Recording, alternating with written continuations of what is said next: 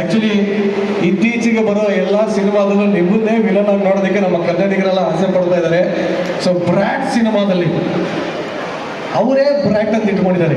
ನೀವೇನ್ ಮಾಡ್ತಾ ಇದ್ದೀರಾ ಅದರಲ್ಲಿ? ನಾವೇ ಟಕ್ಕರ್ ಕೊಡೋದು ಅವ್ರಿಗೆ. ಏನೇನು? ನಾವೇ ಟಕ್ಕರ್ ಕೊಡೋದು ಅವ್ರಿಗೆ.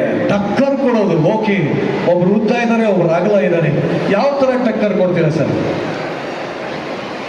ನೋಡಿ, ತಲೆ ಕೆರ್ಕೊಂತ ಅವ್ರೆ ಆ ಥರ. ಅಲ್ಲ ಚೂರು ಆಡಿಯನ್ಸ್ಗೆ ಚೂರು ಬಿಟ್ಕೊಳ್ಳೋಣ ಅಂತ ಯಾವ ತರ ಟಕ್ಕರ್ ಕೊಡ್ಬೋದು ನೀವು? ಸರ್ ನೋಡಿ, ಸಿನಿಮಾ ಮುಂದೆ ಏನು ಕೇಳ್ಬಾರ್ದು, ಸಿನಿಮಾ ಆದ್ಮೇಲೆ ಮಾತಾಡಬೇಕು. ಸಿನಿಮಾ ನೀವು ಮಾತಾಡೋದೇ ಒಳ್ಳೆ ಬೈದಂಗಿರುತ್ತೆ. ಇದು ಸ್ಟೇಜ್ ಮೇಲೆ ಅವಾಜ್ ಸಿನಿಮಾ ಬಾಡಿಗೆ ಇಳಿದ್ಬಿಟ್ರೆ ಈ ಮನುಷ್ಯ ಸುಮ್ಮನೆ ಹಿಂಗೆ ಅಂದ್ರೆ ನಾನು ಬಿದ್ದೋಗ್ಬಿಟ್ಟಿರ್ತೀನಿ. ಬಟ್ ಆದ್ರೂ ಯಾವ ತರ ಪಾತ್ರ ಸರ್ ಈ ಸಿನಿಮಾದಲ್ಲಿ? ಇಪ್ಪಲ್ಲ